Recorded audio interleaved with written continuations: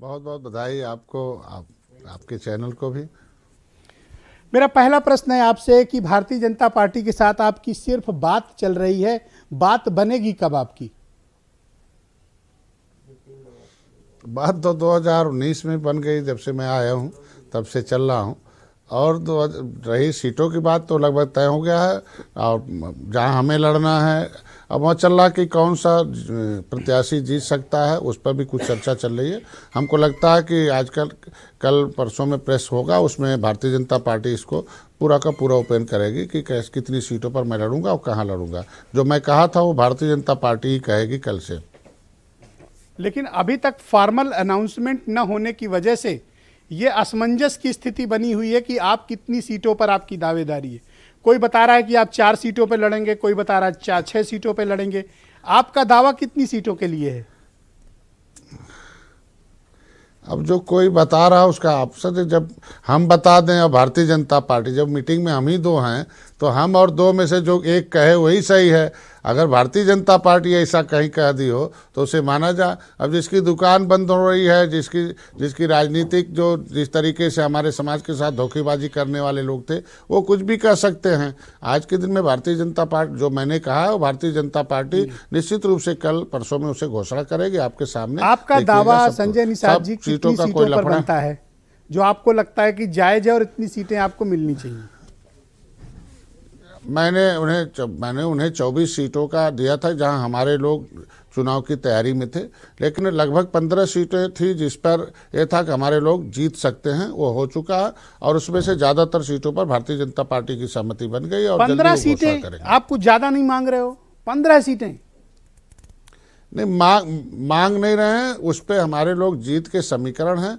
और ज़्यादातर सीटें निषाद पार्टी अपने भोजन भरी थाली पर लड़ेगी, और कम सीटें जो है, कुछ सीटें जो है हमारे कार्यकर्ता और भारतीय जनता पार्टी के सिंबल पर लड़ेंगे, जहां जिस तरीके राजनीतिक विश्लेषकों को बड़ा आश्चर्य है अगर आपको 15 सीटें बीजेपी दे रही है तो। उन्हें आश्चर्य होना चाहिए कि 2014 में निषाद डॉक्टर संजय आए, और उसी समय से आपने देखा होगा उत्तर प्रदेश में मैंने लखनऊ में एक बड़ा आंदोलन किया था 17 फरवरी 2014 को। तो आप देखे होंगे कांग्रेस और जो बसपा थी वो साफ हो गई थी, और सपा हाफ हो गई और भाजपा माफ हो गई। और 2017 में मैं चुनाव लड़ा, देखे होंगे बड़ा गठबंधन था बसपा और सपा का, और फिर भी एक ऐतिहासिक 72 सीटों पर मैंने लड़ा, एक विधायक बनाए।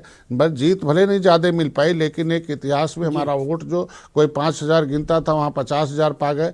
2019 में मैं जब मोदी जी के साथ आया तभी सपा और बसपा का बड़ा गठबंधन था। अच्छा, आपने कुछ दिन पहले पूर्वांचल की सारी सीटें जहां तक, आपने लखनऊ में कुछ दिन पहले कहा था आरक्षण नहीं तो वोट नहीं, क्या आप अपनी बात पर कायम हैं? नहीं, ये हमने नहीं कहा था, ये लोगों के, देखिए आज के दिन में जो लोग इसको ट्रोल करा रहे हैं, मैंने कहा था हमारे लोग, ये अधिकारियों की वजह से आरक्षण के मुद्दे जो है ये उलझे हुए हैं, हमारे लोग आरक्षण के नाम पर नाराज हैं। और उसमें आपने देखा होगा बैठक हुई और मैंने बताया कि अधिकारी 1 महीने से इस लेटर को घुमा रहा जहाँ से मेरा आरक्षण तय होता RGI और सामाजिक न्याय मंत्रालय में। तो जब वो सही बात हुआ तो आखिर RGI को लिखा लेटर उन्होंने, और RGI ने तय कर लिया, आज के दिन में सामाजिक न्याय मंत्रालय को लिखा। तो सही दिशा में जहाँ हमारा आरक्षण मिलना है, किसी के पॉकेट से तो मिलना नहीं, संविधान से मिलना है। तो संविधान जहाँ है, संविधान में जो उनकी उपजाति है आरक्षण देगी, उसका कोई अनाउंसमेंट आप करवाएंगे बीजेपी से? देखिए, हमें ऑलरेडी लागू, हमें देना नहीं है, हमारा लागू कराना है। देना नहीं है कि नया कुछ देना है। भारतीय जनता पार्टी सहमत है निषाद जी? निश्चित रूप से लागू भी होगा, लाभ भी होगा, उस पर सहमति है। सहमति नहीं होती लेटर कैसे लिखते, RGI के साथ बैठक कैसे बुला के कराते, आज के दिन में सामाजिक न्याय मंत्रालय को लेटर कैसे। निश्चित रूप से उस सही दिशा में चल रहा कदम, और बीजेपी की सहमति है, तभी तो उन्होंने, अगर उनकी नीयत सही है तभी तो RGI को बुला रहे, हमारे साथ बैठक करा रहे। इनकी जो विसंगति उन्होंने, RGI ने खुद स्वीकार किया कि मछुआ समुदाय के केवट मल्लाह माझी मझवार की पर्यायवाची जातियाँ हैं, इनका नाम पिछड़े में डालना अन्याय है। और इन्हें संविधान में ऑलरेडी ये अनुसूचित जाति की सूची में है। ये इनका मामला एक्सप्लेनेशन का बनता है, जो सामाजिक न्याय समिति कहती है। इनका मामला इंक्लूजन का नहीं बनता है कि शामिल किया जाए।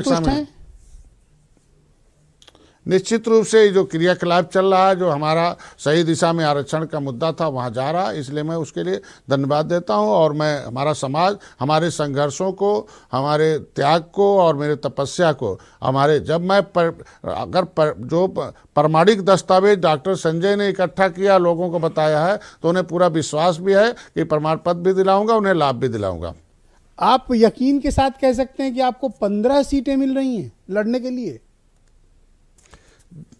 देखिए, हमें यकीन आज के दिन में हमारे लोग 2022 की जीत सुनिश्चित हो जाए, हम लोग फिर से एनडीए की सरकार बने, जो लक्ष्य निर्धारित किया है वो जीत हो, उसमें हमारे लोग जितनी तैयारी किए हैं वो निश्चित रूप से उतना में सीटें मिलेंगी। और देखिएगा 2 दिन में भारतीय जनता पार्टी उसकी घोषणा करेगी। जब आधिकारिक रूप से घोषणा हो जाएगी तो लोगों को विश्वास होगा। नहीं, ये आप क्लेम तो कर रहे हो, लेकिन बीजेपी इस पर कोई रिएक्शन नहीं दे रही है, इसलिए मैं बार बार सवाल को समय आने दीजिए, समय आने दीजिए, वो उस पर रिएक्शन भी आएगा, वो ओपन भी होगा, वो सारे खुलासा। अच्छा, आपके बड़े भाई ओम प्रकाश राजभर तो कह रहे थे कि 4-6 सीटें ही मिलेंगी आपको लड़ने के लिए।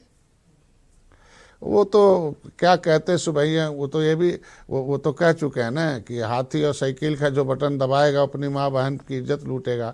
तो ऐसे में क्या कह सकता है, सुबह कुछ और कहते हैं, शाम को कुछ और कहते हैं, रात को कुछ और कहते हैं। सुबह माननीय अखिलेश जी के यहाँ चाय पीते हैं, दोपहर को दयाशंकर भाई के जलेबी खाने जाते हैं, शाम को भाजपा कार्यालय बैठ के बतियाते हैं। तो उनकी बात क्या कहा जा सकता है।